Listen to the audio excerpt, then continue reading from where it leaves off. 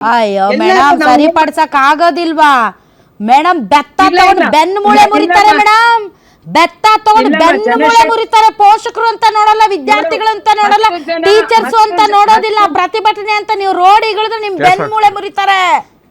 10 ಜನ 12 ಜನ ಹೋದ್ರೆ ಮುರಿತಾರೆ. ನಾನ್ ಹೇಳೋದು ನಮ್ಮಲ್ಲಿ ಒಗ್ಗಟ್ಟಿದ್ರೆ 5 ಬೆರಳು ಬೇರೆ ಬೇರೆ ಇದ್ರೆ ಕಷ್ಟ, ಬಟ್ 5 ಬೆರಳು ಕೂಡಿ ಒಂದು ಮುಷ್ಟಿ ಅಂತ ನೀವು ಹಾಡ್ತೀರಾ. ಏನಕ್ಕೆ ಹಾಡ್ತೀರಾ ನೀವು? ನಾವು ಹಾಡೋದಕ್ಕಷ್ಟೇ ನಿಲ್ಲಿಸ್ಬಿಡ್ಬೇಕಾ? ಇವತ್ತು ಈ ವಿದ್ಯಾರ್ಥಿ ಸಮೂಹನೂ ಅಷ್ಟೇ, ಯಾತಕ್ ಸುಮ್ನೆ ಕೂತಿದ್ದಾರೆ? ಎಷ್ಟು ವಾಯ್ಸ್ ತೆಗಿಬೇಕು. ನೀನು ಮೇಡಮ್ ಅಷ್ಟೇ ವಾಯ್ಸ್ ಅಲ್ವಮ್ಮ. ಸ್ವಲ್ಪ ರೇಸ್ ಮಾಡಿ ನನಗೆ ಆಡಿಯೋ. 2 ವರ್ಷದಿಂದ ನೀವು ಎಷ್ಟು ಹೋರಾಟ ಮಾಡಿದ್ದೀರಾ. ನನ್ಗೆ ಎಷ್ಟು ಮಕ್ಕಳು ನಮ್ಮ ಕಾಲೇಜಲ್ಲೂ ಇದ್ದಾರೆ. ಎಷ್ಟು ನಿಮ್ಗೆ ಮಾನಸಿಕ ತುಮುಲಗಳೆಷ್ಟು, ತೊಂದರೆಗಳೆಷ್ಟು, ತಾಯಿ ತಂದೆಗೆ ಎಷ್ಟು ಆತಂಕ.